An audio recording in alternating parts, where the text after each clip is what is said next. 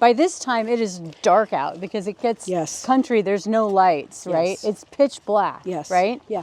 That's why I could see the light up on the hill so clearly. But no, none of these houses were there. It was dark by then. It wasn't dark until I started up this way. So I did manage, probably in a couple of hours, to get down to the end of the fence line here and then cross, go underneath. And then there was another one separating that property and this property, and I went underneath that. And then I hopped up this. It was a fence line with big wooden posts, and it was barbed wire. So it wasn't fencing like this. And did you, how much was underneath it to get under? Like, just enough for me to lay down and scoot under. But at one point, like with the second one back up there, as I went under, one of the barbs caught me. So I have a scar on my breast from the barb. Yeah. So where were you when you heard him coming back? Were you in this open field? I was up in this area, almost directly from the parking lot. So I was down a ways from where he'd left me, and over there, I mean, you'd have to go over and see where the fence line is so that you could know. And again, trees all between us and them, and just a big field. So standing with my back like this, trying to get the ropes off my wrists, big open field in front of me, trees behind me, at a post like this. That's all that was between me and him, the trees and the posts like this. I just can't believe you hopped all night. I mean, that had to be exhausting. It was. I mean, That's I'm sitting why I here stopped thinking, so often. Yeah, and then falling asleep, being totally exhausted, right? That happened more after I moved into this area, especially because now I'm fighting tall grass. I mean, literally the grass was up to my waist. Yeah. So where were you at when you just tripped and then collapsed and then didn't get back up because you were so tired and you fell asleep until morning? Somewhere probably between where those two groups of trees are. Do you see the double metal piece? Again, picture barbed wire fence connected to the big posts. There wasn't fencing like this. It was just the barbed wire fence and the big posts. And I was standing with my back to a post, and that's where I stood all night long, dropping off to sleep, jerking awake, working some more at it, and I saw on the horizon just that thin little line of color, of light. And at that point, I laid down, scooted under the fence, stood up, took one hop, and my sandals got tangled up in the little vine things, and I fell.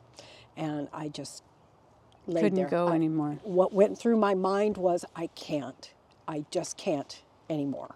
And I just fell asleep. And it was just at the hazy light point. I don't know what time the sun comes up in the middle of summer. 4:30, 5:30, something like that. And that's when I woke up as the sun was coming up and it was lightening everything. And I struggled up again, hands still behind my back, feet still tied, ankles. And I hopped. There was big bushes all along here, dotting, big, huge sticker bushes. And I hopped around it and saw the back of this building. So I would have been down here, like somewhere where those two posts are, hopped around the bush, and then I stood there. And I could see the back of the building. I could see this. None of this fence, none of this shed was here, nothing. And everything was empty, trees. So I waited, and I listened, and I couldn't see the road over there. It was just all trees and bushes, very overgrown. But it was a green field, high grass, very high grass, no houses. I stood at the side of that bush, looking here for the longest time, listening. And I finally left the bush and hopped, hop, hop, hop, hop, from about where that fence line is, up here to the back of this building. I stood at the back of the building, listened, and then peeked around.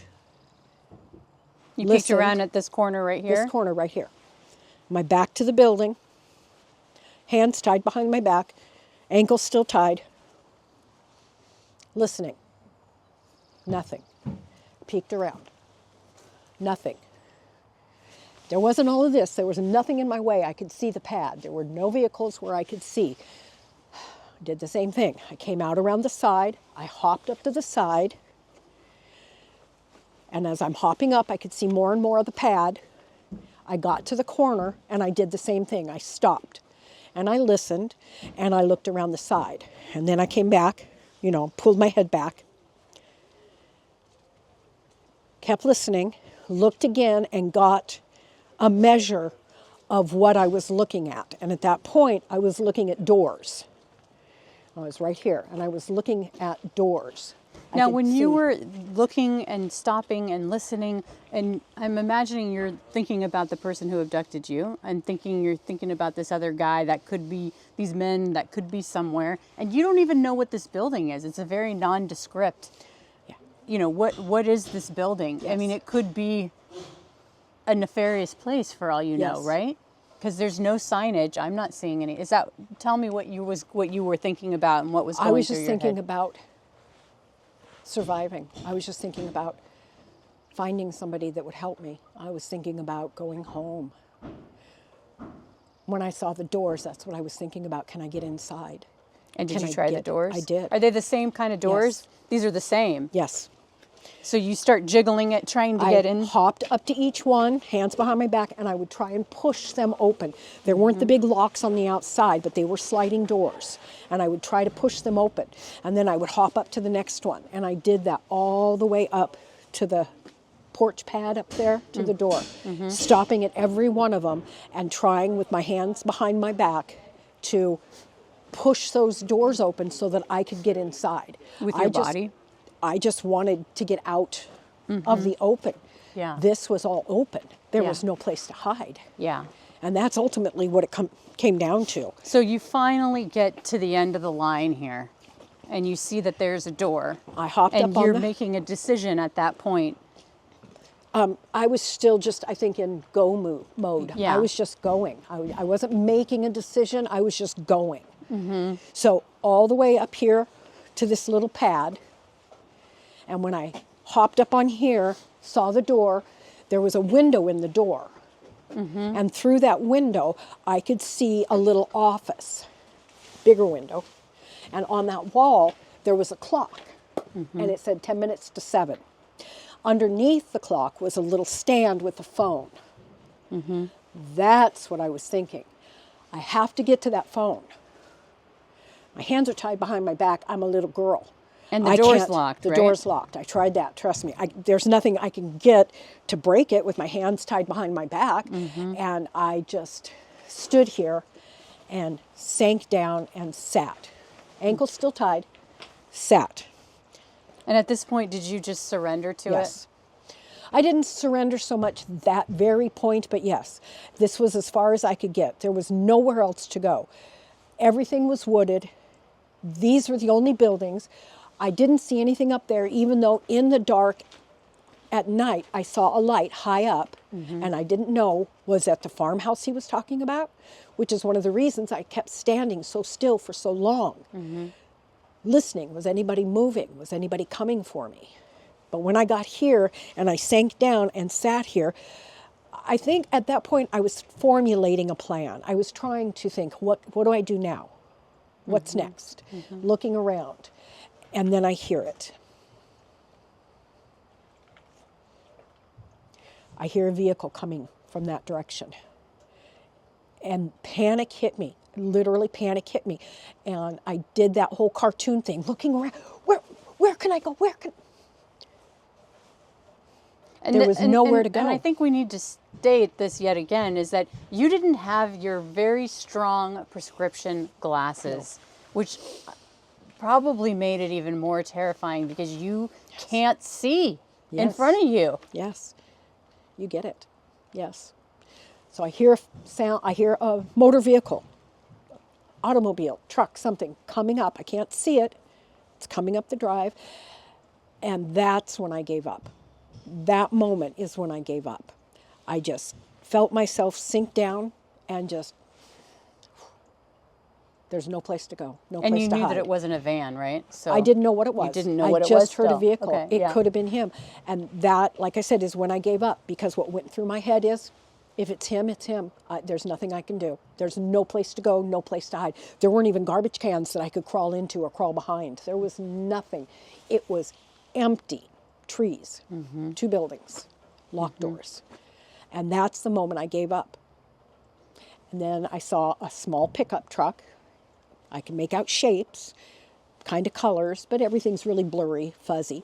He came up this way, and he pulled in front of that building over there, and he parked in front of that building. And I'm sitting here, nothing in the way, nothing here, and I'm watching him get out, look over at me, reach into his truck, get his lunchbox, and I don't know, maybe something else. He grabbed something and came out with it, and he started walking towards me. And I could tell it wasn't the same man. He seemed a little smaller. He seemed a little, I don't know. I knew it wasn't the same man. Not just because he was driving a small pickup truck and not a van, but he got close enough that he could see that I was kind of beat up. And he was like, "What the?" And I started to cry.